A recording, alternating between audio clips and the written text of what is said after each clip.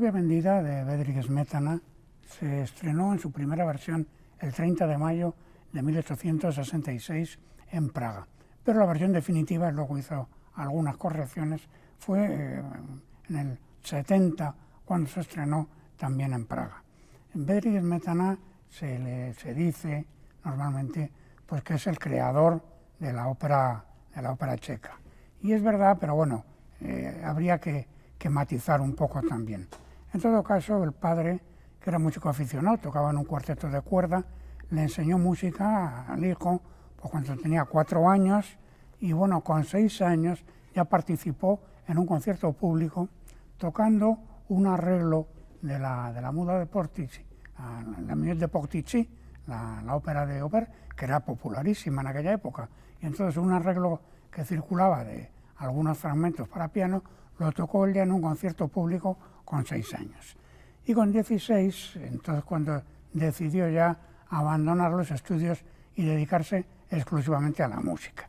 Entonces, bueno, empezó como profesor de música del conde Leopold Thun, y el conde Leopold Thun, como vio su entusiasmo y su conocimiento del tema, le presentó a Joseph Proksch, que sería su profesor de composición, que con él ya adquiriría, digamos, una maestría ya profesional mayor.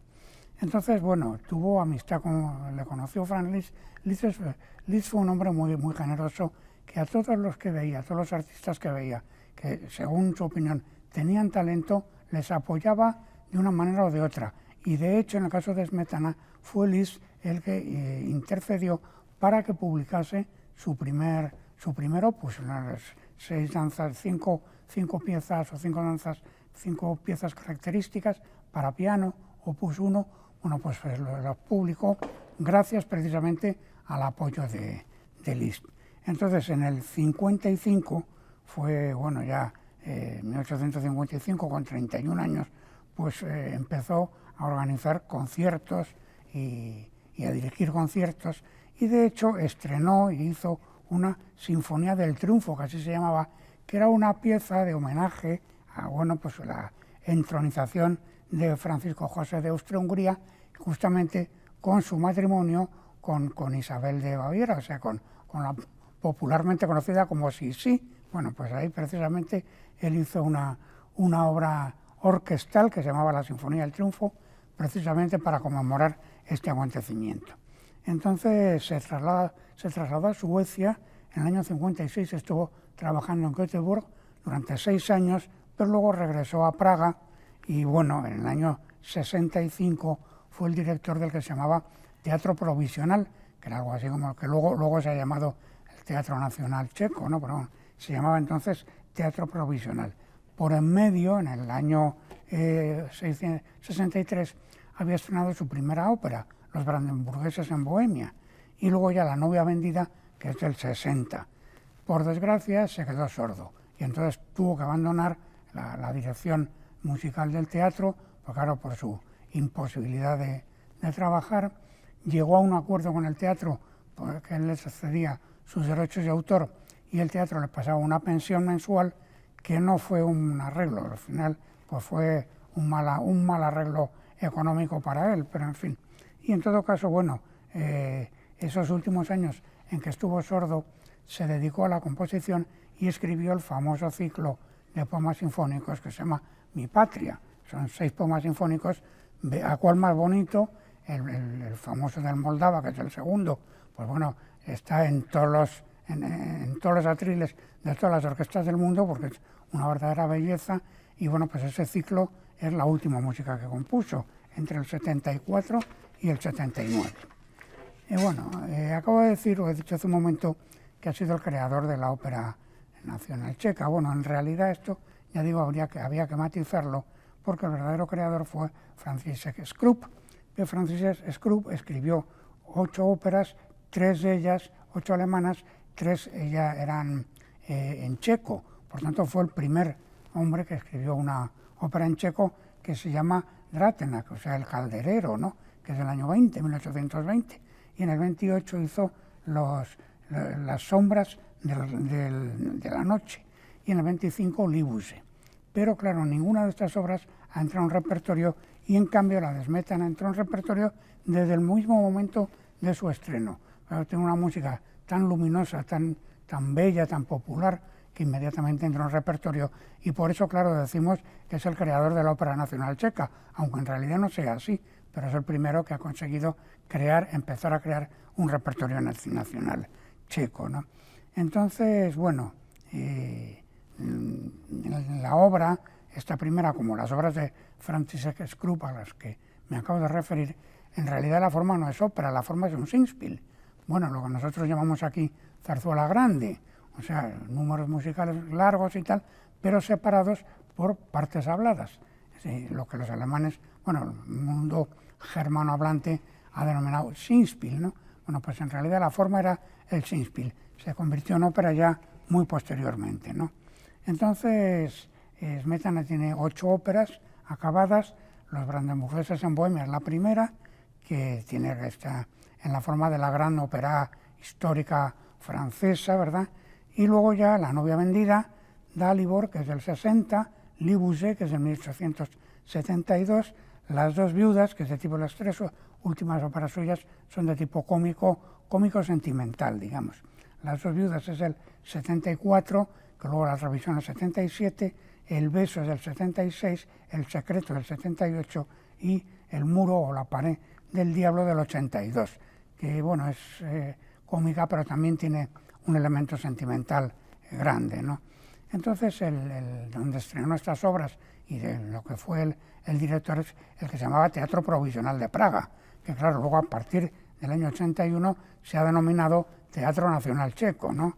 Pero bueno, en aquel entonces se llamaba así, y se había inaugurado con una partitura del propio Smetana, que era Libuze, que Libuze, claro, es la cuarta de sus óperas, quien en realidad está hablando de un personaje entre histórico y mitológico, que es Libuze, que parece ser la fundadora de la ciudad de Praga en el siglo VIII y que además es la que creó el famoso castillo de Vyšehrad, que es el que aparece precisamente como primero en la serie de los poemas sinfónicos de Mi Patria. Es una pieza orquestal bellísima, ¿no? Como todas las de semejante ciclo.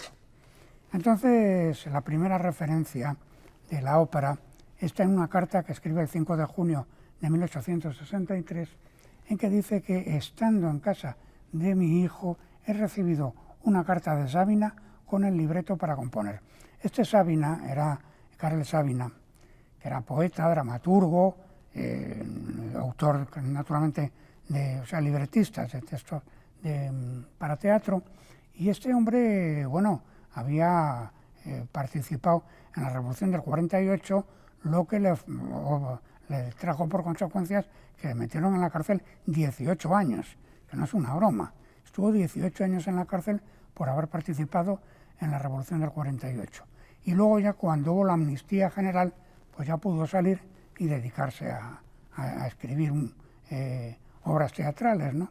Entonces, bueno, sobre el tema de la creación ya digo que el propio Smetana ha dejado algunas notas en su diario cuando dice que, por ejemplo, en el 63 escribe que este año he finalizado mi primera ópera cómica. Y emplea el término ópera cómique exactamente igual que lo empleaban los franceses de la época, es decir, partes cantadas y partes habladas, lo que aquí he dicho que llamábamos zarzuela grande, que los franceses llamaban ópera cómique. Pues he acabado mi primera ópera cómica, dice. Y luego, en abril de 1865, también en el diario, añade lo siguiente: la he titulado La novia vendida porque Sabina el libretista, no sabía cómo llamarla. Es en 2 actos con diálogos hablados en prosa. He querido demostrar al libretista que, si bien soy un wagneriano de pura cepa, esto tiene mucha gracia, ¿no?, que también soy capaz de trabajar en otra línea con un carácter musical nacional. Y luego ya en abril de ese mismo año, el 65, es cuando en su diario dice la ópera está acabada, ¿no? Entonces, bueno, La novia vendida, Prodana Nevesta, es como se llama, al menos hay 4 versiones de ella. La primera, la original, del año 66, Es en 2 actos, 21 números, y ya digo, forma Singspiel, con partes habladas y partes cantadas. Se estrenó 30 de mayo del 66, como hemos dicho antes. En el 68 hay un proyecto de hacer la obra en París, en esta misma estructura, que además quien lo auspiciaba, quien lo impulsaba, era Giuseppina Vitali, que esta mujer era una cantante que había tenido mucho éxito en Praga porque había estrenado en Praga Fausto de Gounod, y bueno, estrenó en Praga, se entiende. Y luego había empujado a Smetana, que por cierto era el que dirigía ese Fausto, pues para intentar la versión de París, pero por desgracia la cosa no salió adelante. En el 69 Smetana hace una segunda versión, entonces el primer acto, que era muy largo, lo divide en 2 partes. Ella lo convierte en una ópera en 3 actos, añade el coro de bebedores que hay en el acto segundo, que además una música muy graciosa, muy vital, y se estrenó en el Teatro Provisional de Praga, como decía antes, el 29 de enero de 1869. La tercera versión ya es claramente en 3 actos, el 1 de julio del 69, y la cuarta versión, la definitiva, que es la que en último extremo vamos nosotros a presenciar aquí, se hizo para San Petersburgo y se hizo gracias a Werner Pravnik, que en aquel momento era el director musical del Teatro de San Petersburgo y es el que le encargó la obra, pero claro, allí había que convertirlo en ópera y es entonces cuando los recitativos hablados, las partes habladas, las convierte en recitativos cantados y de ser un Singspiel lo convierte ya en una ópera, que es la forma absolutamente definitiva en que ha quedado la composición. Entonces, bueno, esta versión definitiva pues se ha hecho inmediatamente, se hizo por toda Europa. En el 73 se hizo en Zagreb, en el 92 en Viena, en el 93 en Berlín, en Chicago, en Budapest, en Londres en el 95, en muchísimos sitios más. Se hizo por toda Europa, además con una gran rapidez. En Milán no se vio hasta 1905 y en Buenos Aires en 1907. Entonces, aquí en España se hizo en Barcelona el 2 de febrero de 1924 y en este teatro ese mismo mes, el 24, el 8, ese mismo mes no, ese mismo año, el 8 de marzo aquí en el Teatro Real. En ambos casos se trataba de la Compañía Nacional Checa, que ya se llamaba así de ópera, que presentó el espectáculo en las 2 ciudades, además con la Rusalka de Dvořák, que llevaba un programa con 2 sesiones distintas, ¿no? Y bueno, dirigía Oskar Nepdal, de quien hemos hablado aquí ya en otras ocasiones, el autor del famosísimo Vals Triste, ese tan bonito, ¿no? Bueno, y dirigía escénicamente Yaroslav Boabdil. Marisa Chalandrova era la Marenka, Otakar Marak, el Vacek, Radmula Minarova, la madre, y René Bon, el personaje del casamentero. José Subirá, a quien citamos tantas veces en su historia del Teatro Real, pues habla precisamente de ese estreno. Y dice curiosamente que la obra no gustó demasiado aquí, porque claro, ya tenía el año 24, la obra tenía muchísimos años. Por en medio había venido ya todo el entusiasmo wagneriano, y entonces, pues encontraron la obra como muy anticuada, ¿no? Y escribe más una observación pues muy graciosa sobre el vestuario, porque dice que los trajes de Bohemia recordaban a los de algunos campesinos españoles, faldas rameadas de vuelo y rostrillos, y sus compañeros tocaban sus cabezas con gorras bordadas de piel que recordaban a las monteras de nuestros labradores y pastores de las serranías. Y esto hizo que la obra pareciera envejecida y que no tuvo el éxito que debiera haber tenido. En fin. En todo caso, la obra está construida musicalmente con un sentido muy estructural, como muy cerrado, ¿no?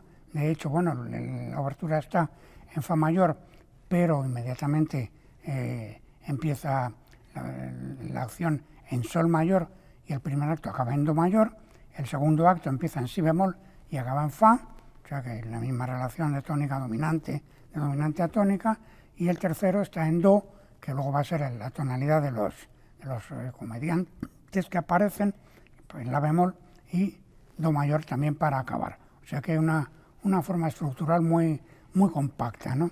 Entonces, bueno, el área de Marenka es muy bonita en el área acto primero. Hay dos áreas de ella que son de una belleza musical y de una emotividad absolutamente conmovedoras. Y el área del primer acto, lo mismo que la del tercero, pues ella ya introduce la tonalidad de si bemol mayor, que sí había estado en la obertura, pero luego todos los otros personajes habían cantado en tonalidades con sostenidos. Entonces la que reintroduce la tonalidad de la obertura, en este caso el si bemol mayor, pues es ella en ese área primera que tiene, y luego claro hay la otra área al final, que además es una melodía casi en forma ternaria, aunque no exactamente, en una línea popular muy sencilla, muy directa, pero absolutamente de una belleza absolutamente conmovedora. Y lo mismo pasa con el área de ella en el tercer acto, pero que ahí es al revés, porque ella cree que él la ha vendido realmente, y entonces está pues muy triste, muy desesperada, y esa área acaba en do menor, que do menor es la única vez, la tonalidad trágica por excelencia, ¿no?